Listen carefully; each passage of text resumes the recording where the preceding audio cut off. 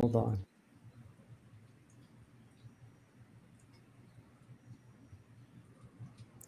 Good afternoon, good morning, good evening, depending on where you are on this fast forward planet, a human heated planet. There's gushing rainfall, I hear, down in DC right now. We just had a little bit of a storm in the Hudson Valley.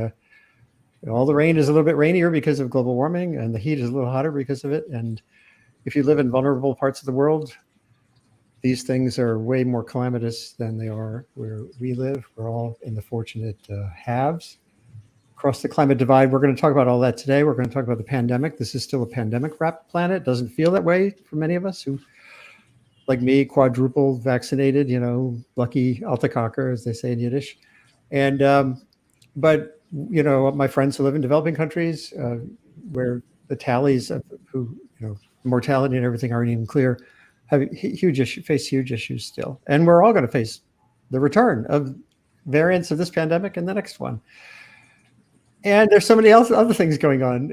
Putin has completely disrupted so many things on the planet: the food system, the energy norms, diplomatic norms. As I wrote back in February, when a superpower goes rogue, what do you do? And Sharon Burke, who's here today, was on our program right the day of the invasion of Ukraine. And I'm really pleased to meet finally Ian Bremmer, who writes for this Bulletin platform along with me, but who's got so many other things going on. Whose PhD thesis in 1994-ish was on highly relevant aspects of Ukraine-Russia relations related to religion, I think. So, and you now have a new book out, The Power of Crisis, finding the upside, essentially, of the downside of what we face in multiple dimensions. And that's the focus of this show today. And of course, when the book was out, you focused on 3 threats, but I'm sure you've already written the postscript to include what's now unfolded because of Putin. So, Ian, it's great to meet you. Thanks, Andy. Thanks, Sharon. Yeah, the book had to go to bed on February 26th, so I had 2 days to clear my schedule and write a bunch on Russia, Ukraine. But, it is a target-rich crisis environment in the world today, and we all spend so much time talking about the downside of right. Trying to cope with all of this crisis, and of course the anxiety that so many people have in this political environment, that I thought it was high time for me to write a book that said, what are the opportunities? And that's what this is all about. It's great. And I've written it, I've read through it, and I love what I see. I have some questions about some things I see. Sharon Burke, who is a former Assistant Secretary of Defense, focused on energy under the Obama administration, now is a consultant and analyst and thinker. I think you're still affiliated with New America Foundation as well as with your Ecospherics. No, not with New America anymore. Okay. They're not really doing this kind of work. So Ecospherics, Woodrow Wilson Center, and a few other great places. Yeah, so I'm going to show a few visuals just to kind of get us through. Ian, you do have empire is probably not the right word, but you have many things going on, and I'm going to ask you both in a minute how you kind of personally keep track and stay functional. But can you just give a thumbnail sketch of the Ian, the 24 hours in the 27 hours in the day of Ian Bremmer? Yeah, sure. In the sense that you're right. I mean, I have a lot of things going on, but I'm not a manager. And I certainly don't try to run those things. I mean, I incubate a lot of them, and then I find people that I trust and I let them actually run it. So, I mean, you'll remember Dan Jurgen, since we're talking about global energy. You guys have that background. So he was a little bit of a hero to me, even though he didn't know it, back when I was a grad student. And I saw that he had not only written this Pulitzer Prize-winning book on the state of the global energy industry, but also created a world-changing company on energy. And he had a background as a content guy. He was an economist. He was a professor.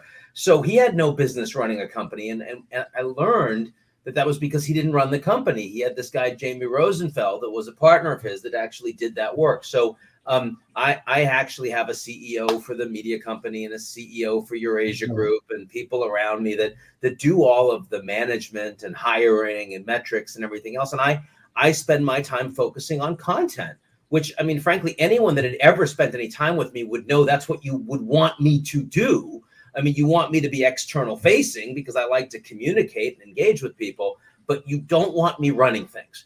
So, I mean, 24 hours in my life is 7.5 solid hours of sleep. It's a solid 4 or 5 mile run every morning and some weights after that. It's decent food and it's intense work when I'm working, but it's not insane. It's not insane at all. I really don't. I don't believe in insane. I think that'd be a horrible thing. I wouldn't be as excited about what I do 24 years on as I am today if it was unsustainable, if the wheels were falling off, and they're not falling off. That's great to hear. So here I am in my mid 60s, still figuring out how to be remotely in the way you run your life. I do feel a little insane half the time. Sharon, you're no. The only thing you can control is how you relate to that emotionally. There you go. Lesson for the day. Sharon, we only have this about 25 minutes from now to go because you both have lots on your plates. So just give your thumbnail sketch of what you wake up and try to work on right now. Yeah, I mean, so I'm like Ian. I wish I had a CEO. That would be really awesome. But I've spent most of my career in government, both as a civil servant and as a political appointee, and have only recently coming to starting my own company and doing my own thing. So, I wake up in the morning and I don't do a 4 or 5 mile run, but I like 2 or 3 mile walk with my dog, who would not accept any less than that for sure. So we spend a lot of time walking together, which I think I agree with Ian. That's one of my ways of managing the I day. know you've got a dog too. And there you go. We have two. There we go. No cats. My dog is completely uninterested in the screen. But I spend the day going back and forth between, I have some clients where it's research-based. I work with water security and food security folks, and then also some technology companies, a national lab, others like that, where I'm involved in a variety of projects on climate security, energy, all those topics in various ways, writing in some cases, advice in others. So I'm moving around from topic to topic all throughout the day. Someday I aspire to be able to hand off all of the management to somebody else. So, Ian, thanks for being a North Star here. Yeah, so let's get into some specifics. I want to start right away because it's been in the news, and Ian, you've been writing about it with food. And we could throw in water too, but food for sure, because the boulder that Vladimir Putin dropped into the global system is still reverberating through the food system. Hold on, I was going to show a visual. So this, you had said, actually way back in February too, I had on an agricultural economist from Ukraine, live from Ukraine, and he was warning about Ukraine's huge crop going to waste, farmers having to not harvest, the port being blockaded now.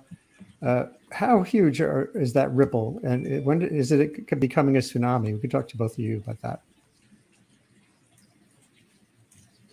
Well, Ian, I don't know if you were going to answer that. I would defer to you, especially as a Ukraine expert. But just to say that one of the folks I'm working with is CIMMYT, which is an international maize and wheat research organization. Sure. And they've been calling the alarm since the day Russia invaded. And one of the big problems is, okay, like most things with resources, there's enough food in the system for everyone, but it's a question of getting it to the right places at the right time. And in particular, there are countries in the Middle East and North Africa that import specifically from Russia and Ukraine, and who are very close to the line to begin with, along with other pressures such as climate change. There are countries that are already struggling with prices to feed people, and that's only going to get worse. Yeah, I don't pretend to be a food expert. I'm a geopolitics guy. But what's very obvious is that this war is not close to an end. There is not a sustainable overlap of outcomes between the minimum demands of the Russians and the minimum demands of the Ukrainians. Right. And what that means is the likelihood that you get a deal that allows you to get food export back to the status quo ante, never mind all of the damage to infrastructure and labor and, sort of all the rest, in the near term future is negligible. It's a very serious problem, right? I mean, you saw today that President Zelensky announced that 20% of the Ukrainian territory has already been occupied by Russia. But so much of their infrastructure that's relevant for their economy has been destroyed. The IMF expects a 50% contraction of the Ukrainian economy this Incredible. year. And that was on the back of the damage that had been done a month ago. Never mind what we see going forward. It is an active war zone.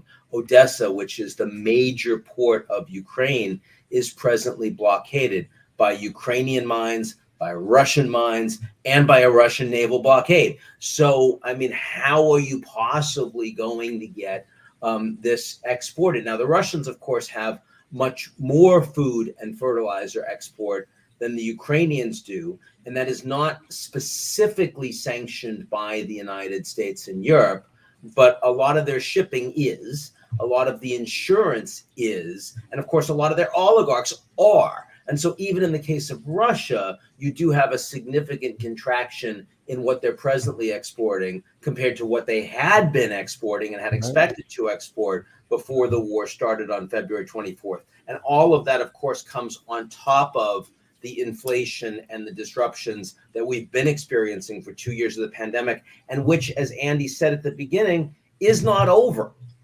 Is not close to over. We still have the China zero COVID challenges. We also have challenges of new variants, which are going to continue to cause disruptions in the global economy. So this is a really bad constellation of issues for poorer commodities importing governments. Sri Lanka is already falling apart as a consequence of that. Turkey is likely to tip into a financial crisis later this year as a consequence of that. There are a lot of sub-Saharan African countries, North African countries that are going to be under severe, severe crisis as a consequence of this. It's a very depressing state of events for people that really can't afford this kind of a problem. Yeah, and you can see that threat amplifier aspect of what Putin has done in Sri Lanka. Particularly, they had already screwed up so many things. There was that unilateral approach to organic only, and which has created big problems there. And then you add this stress. So we have to talk about the ultimate question, which is you've written about a lot, the possibility of this war ending really badly. You just wrote a piece that shows, or maybe it was on Eurasia Group, showing that there's a new characteristic to the war. And how does that relate to the risk everyone has been thinking about related to nuclear weapons?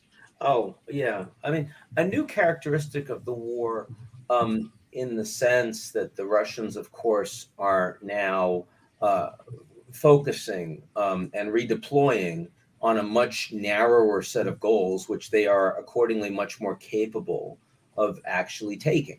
And so, yes, they have taken almost all of Luhansk at this point, and they have taken about 2/3 of the Donetsk, which means that most of the Donbass, which ostensibly is Putin's new second phase of his special military operation, he's more likely to be able to claim that he has succeeded in that regard. On top of that, they have now this land bridge that connects the Donbass to Crimea and also prevents the Ukrainians from cutting off supply chain to Crimea as they had after the Russians had annexed it. So if Putin's looking for, I need an excuse to be able to say that I've won on the ground in Ukraine, the good news is, in principle, he can potentially say that.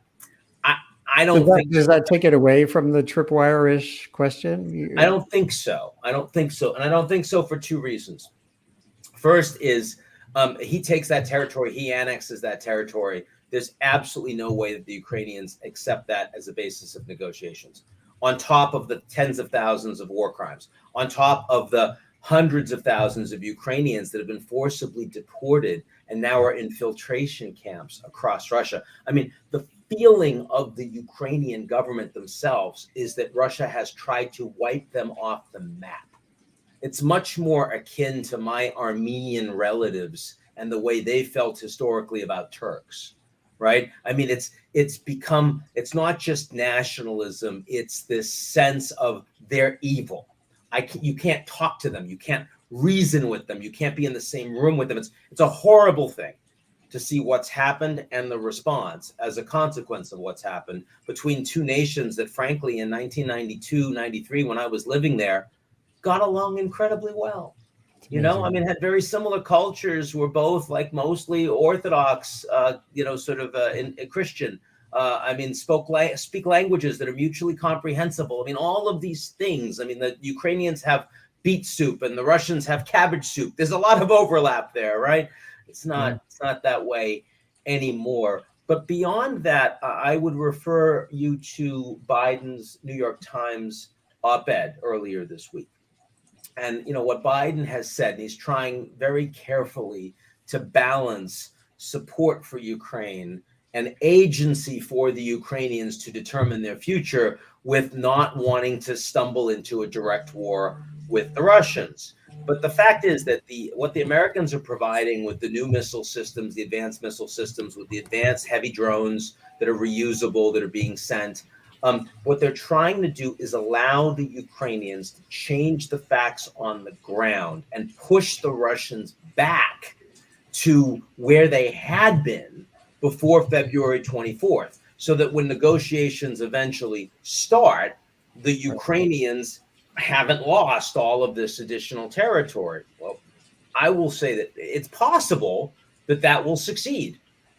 But if it does, it's also quite possible that the Russians will use weapons of mass destruction, will use chemical weapons, might even use tactical nuclear weapons, because they are not going to lose this war. And that's a serious problem.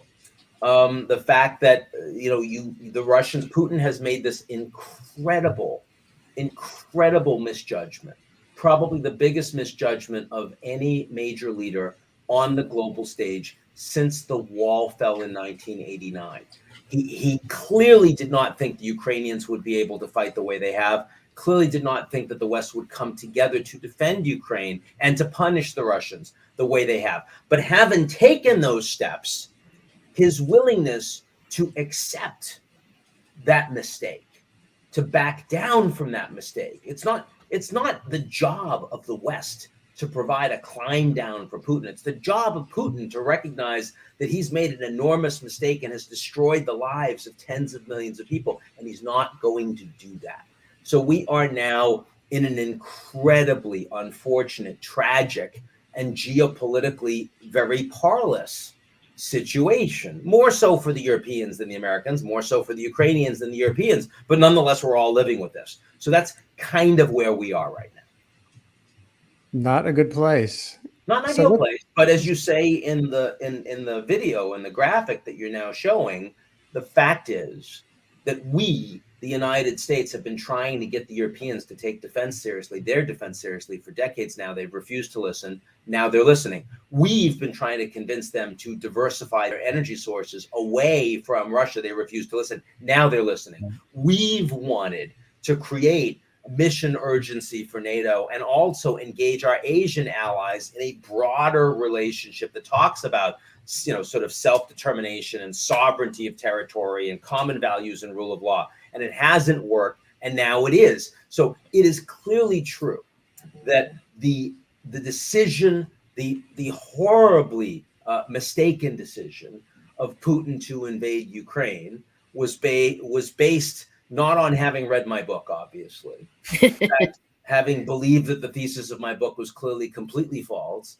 but now he's suffering the consequences. And there are a lot of things that are coming out of this invasion of Ukraine that, frankly, we would have loved to have gotten done over the course of the last 2 decades, but we were too lazy. We were too path dependent. And now they're actually happening.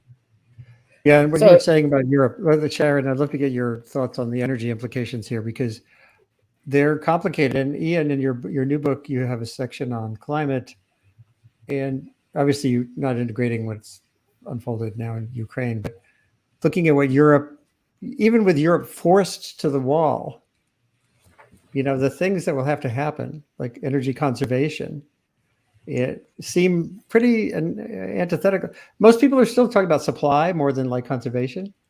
And when you look at what the IEA has said about cutting gas use, for example, really it's turning down the thermostat right now in Germany and several other countries can really make a big difference. So Sharon, let's get, again, in the last 10 minutes here, let's get from you, and Ian will zoom in on energy climate implications as they relate both to Ian's book and to what's going on.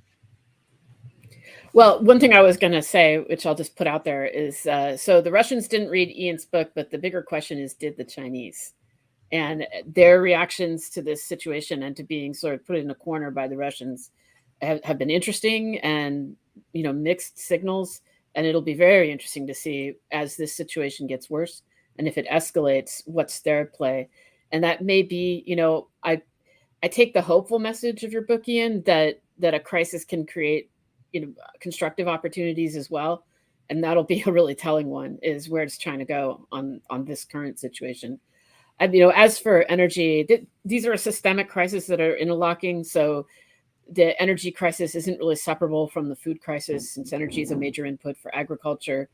Same with minerals, titanium and nickel and palladium, the other minerals that are at stake. These things are all reinforcing each other. But energy is certainly the most immediate one and the most foundational one that's hitting everybody right now. What I think is going to happen for Europe and for the United States is that we're going to have to make some compromises in the short term on the supply side. But there is no way out of the current situation and of the geopolitical lock that someone like Putin has, as long as we're all using fossil fuels. And it's a difficult concept, I think, for a lot of Americans to take on board, because we now produce, meet our own needs more or less, right, for the most part, at home. But it doesn't matter because they're global markets. Gas less so, but increasingly that's true as well. So as long as we depend on fossil fuels, this is where we're going to keep ending up. We've been here before, we're going to be here again. So it all points in the same direction. But in the near term, this shock is something that we're going to have to manage in ways that we're not going to like, as far as climate change goals. And I agree with all of that. I would say that there are both negative consequences and positive consequences on the energy front that come out of Russia's invasion of Ukraine. My book is framed to look at the positive because very few people are. And so I think it's necessary. But I mean, to be clear, there's more demand for coal in Europe today as a consequence of what the Russians have done. And that's a problem, and not just in Europe. But the solution is partially diversification to other sources of fossil fuels. It's partially speeding up the transition to renewables, and it's partially efficiency.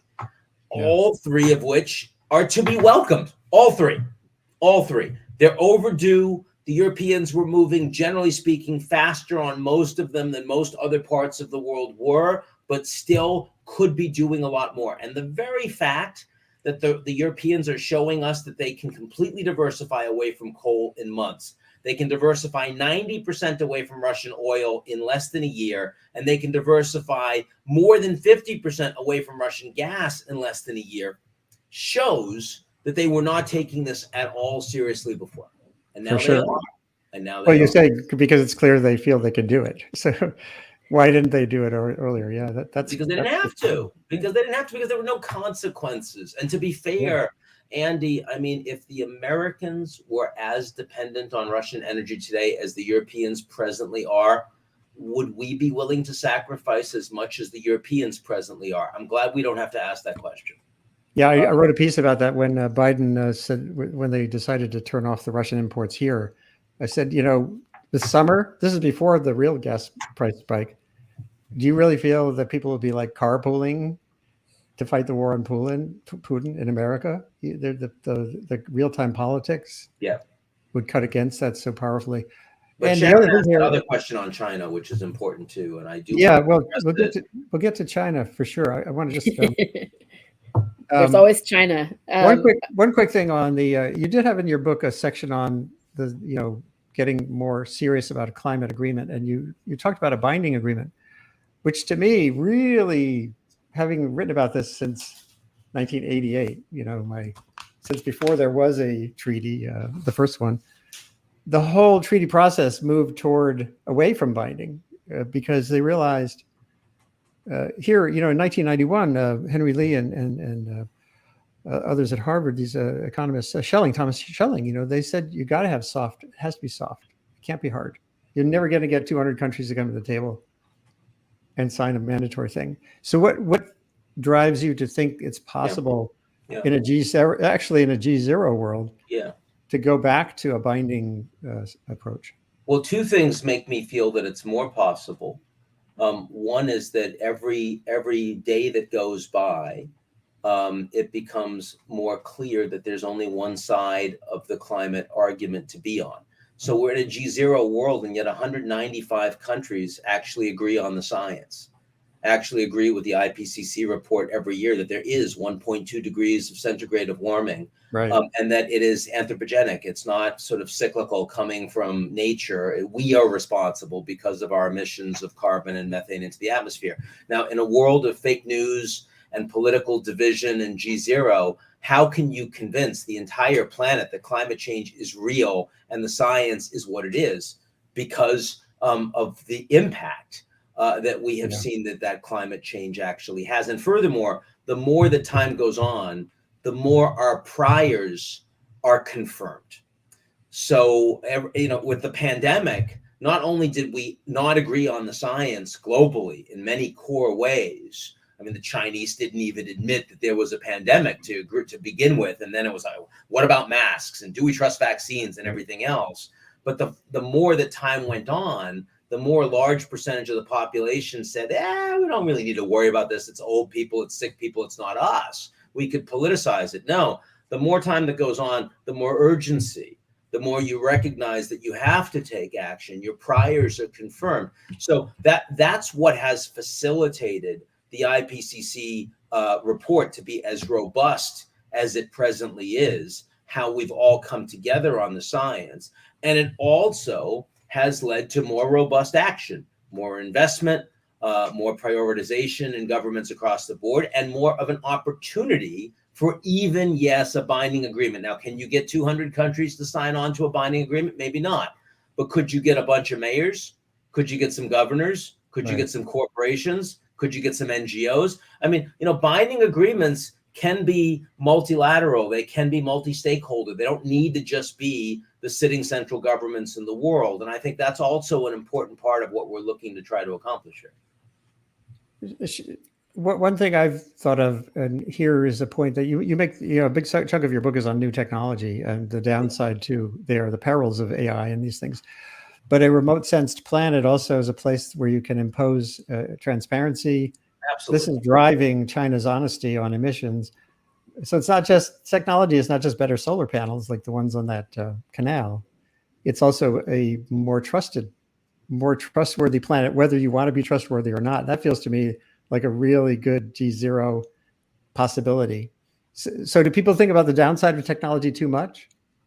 No, they don't think about it enough. If they thought about it too much, we wouldn't be heading towards the kind of tech-driven algorithmic dystopia that we see in civil societies that are eroding. So I think we need to talk about it more. But it's very clear that at the same time that you have centralized power that comes from surveillance societies in the hands of corporations and the Chinese government, it's also true that you have decentralized power from the transparency of certain types of data. And I think it's very useful that you have, the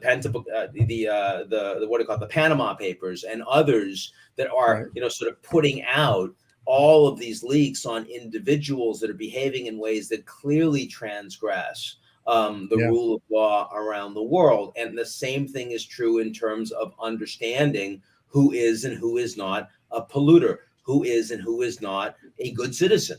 And yes, you can, if you're China, you can use this to try to enforce certain types of behavior through social credit. And that's a very negative consequence of this sort of technology. But it's also true that you can use it to try to create public goods where otherwise all you're seeing is free riding. Yeah, I know you both have to kind of cut out. And I feel like we're just getting into that sort of have the coffee, let's talk moment. So maybe we can figure out a way to come back if you're at a hard stop. This point you make about technology seems so crystalline in the context of Starlink. I'm moving to Maine. I just got Starlink, not on a wired internet. Ukrainians have it too. Well, that's the thing. Elon dropped all that stuff into Ukraine. It really did change things. There's a big story there, and that's partially why China apparently is planning to take out Starlink's satellite network if need be. Here's a recent report from a Chinese scientific paper saying we got to take this. And the reason here, some experts, this is from the paper, some experts said if SpaceX installs a few root servers in space, they're making a second independent global internet. I see that as good, of course, but for them, that's the reason to destroy it. So You dynamic don't that you necessarily see it as good if you don't happen to like the rules that Elon puts into place. well, that for the right. way It's a that new independent kind of internet hegemony. functions. Right? I mean, for example, I don't know what you think about Elon versus Jack Dorsey, but I know that I don't like the fact that the decision of whether or not the former president of the United States does or doesn't have the platform is purely decided on the basis of the individual orientation of the person who happens to own Twitter. I think that's a problem. Oh, I agree with you. Just as much as a dictator is a problem. We'll do this as like a power round if you have time. What keeps you up at night? The bad side? Gotcha. Well, I mean, you got the picture there. I mean, my background, as much as I work on energy and climate change, I'm actually a defense person. I've spent a lot of my career in the Pentagon, and I think it's hard to overstate how dangerous this moment is. And it's twin dangers, right? The immediate danger is Russia, and how escalatory the situation could be. That we cannot assume this is going to resolve in some way that's peaceful and that doesn't involve the United States. I think there's a very real risk of escalation. And then on top of that, one of the things I really liked about your book, Ian, is that the United States and China are just running headlong down a road that leads to confrontation. And that can't be inevitable, because if we actually come to a kinetic war with China, it's in nobody's interest. It's going to hurt everybody and hurt China and the United States drastically. We can't have that, but we're just not investing in the means to get down a different path. I mean, I understand we aren't as governments, but of course we are as the private sector. I mean, in fact, there's an immense amount of investment that is happening every day in growing interdependence between the United States and China economically. You can't stop it whether or not you want to. And what's so interesting. But that hasn't always been to the good either. No, I'm not suggesting it is, but it does prevent World War III. So, I mean, look, I think it's important that there are national security cutouts in terms of the potential for vulnerability that the Americans have towards the Chinese and vice versa. But the reality is, that over the next 5-10 years, the amount of cost that would be imposed on both countries if there was a serious effort at decoupling. I mean, this is not a divorce. This is two parents who don't love each other anymore, but they love the kids. The kids are young and they're living at home. And that's the nature of the relationship between the US and China. And we may not be nice to each other, but we're not going to destroy the kids. And I do really believe that. So this, in other words, this is not like there's always, never say never, of course. I mean, people can do incredibly stupid things, but this is not what keeps me up at night. What keeps me up at night, especially because the Americans we don't govern easily or well. Our government is largely captured by special interests who are able to write regulations the way they want. Money drives everything in the US political system. And the truly moneyed interests in the US are very invested in continued interdependence with China. So I just don't worry I worry much more about the erosion of US political institutions continuing than I worry about the US suddenly decoupling from China. Okay, I worry about that too. Fair enough. So, but if you ask me what really worries me is the diffusion and the proliferation of deeply disruptive and dangerous technologies beyond just the United States, China, and Russia into lots of smaller rogue states and even non-state organizations. I worry deeply. We stopped that from happening with nuclear weapons largely in the 20th century. Our ability to stop that from happening with offensive cyber weapons and with lethal autonomous drones and with algorithms that drive disinformation, we're not even at the beginning of identifying the problem collectively, never mind actually addressing it. That's probably the thing that worries me the most. It's what I spend the most time about on the book. And but you do have a positive point here about Generation Z. I think, it's easy. There's more than one conversation I've been in where those of our generation are saying, well, it's up to you. But it really is in a way up to those emerging now who understand these dynamics perhaps a little better. They even understand the lack of dynamic, the turbulence better, perhaps. Is that? Well, the nice thing about Generation Z is they're also mostly from the developing world. So they're very connected, they're increasingly very educated, and they're very global. So, I mean, the solutions that are going to come from the next generation are largely not just going to be American and European solutions, and that gives us a much better chance of actually resolving the problems. And there are 2.5 billion of them. Yeah, that's probably too many, but I'm sure we can reduce those numbers over time. But the question is, are they going to have time? And jobs and capacity yeah. Well, that's the issue. The urgency and patience part. The energy transition takes time. The turbulence around the new information environment. I think we're still at the beginning of what was set off by Google and several other things 20 years ago. And anyone who thinks we understand that there's a trend or a pattern is not engaged enough to understand this is just it's sort of emergence is the new normal. Emergency and a different kind of emergency. It's great to have you both on here. If you can stay on another minute or two, that's great. If not, I'm keeping close already, but I really enjoyed the conversation, and it's nice to be constructive about this stuff. Likewise. And Sharon, I'd love to have you back anytime. You've been a guest here before, and I would love to be back anytime. I think you bring up all the important topics and you put them all in one place, and it's a real pleasure, big pleasure to speak to both of you. We just scratched the surface. Take care, everybody. This is Andy Revkin. This is Sustain What webcast, Columbia University Climate School. Sorry our guests couldn't stay on longer. I may stay on a little bit longer. This does keep me up at night, just for those who are still tuned in. I've written a lot about nuclear risk in the context of what it could do to the climate, and the reality that there's still no easy way to pull back from that possibility with a superpower that's gone rogue is pretty tough. The upside, I do think that connectedness, that technology, if free and open, can make a difference. I think Ian was right about people like Elon Musk and others who are sort of like potentates just at the head of companies instead of countries. They can be problematic, but the tools and technologies that they've put into the world, I think, can be put to good use while we figure that all out. And what's really interesting to me is how this all resonates with what Darwin said in his less famous book, The Descent of Man, in 1871. He kind of saw this moment of a post-tribal, post-G7 world as man advances in civilization and small tribes are united into larger communities. The simplest reason would tell each individual that he ought to extend his social instincts and sympathies to all the members of the same nation, though personally unknown to him. This point being once reached, there is only an artificial barrier to prevent his sympathies extending to the humans, I'll say, of all nations and races.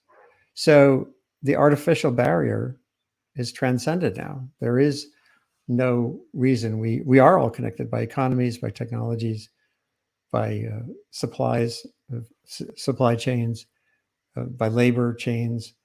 So maybe if we avoid the worst, and the worst, as you heard, can be really calamitous, some aspect of this vision can be achieved. And it's a vision that's also in Ian's new book. So I hope you'll check it out. Get in touch with me and follow up. This was a truncated version of the show, and I'm sorry about that, but life is like that these days. What keeps you up at night? Let me know. Both positive and negative. This is Andy Revkin, Columbia Climate School, Sustain What? Get in touch, engage, work on these big problems with urgency and patience, and focus on how to be effective, to find agency as well. Take care.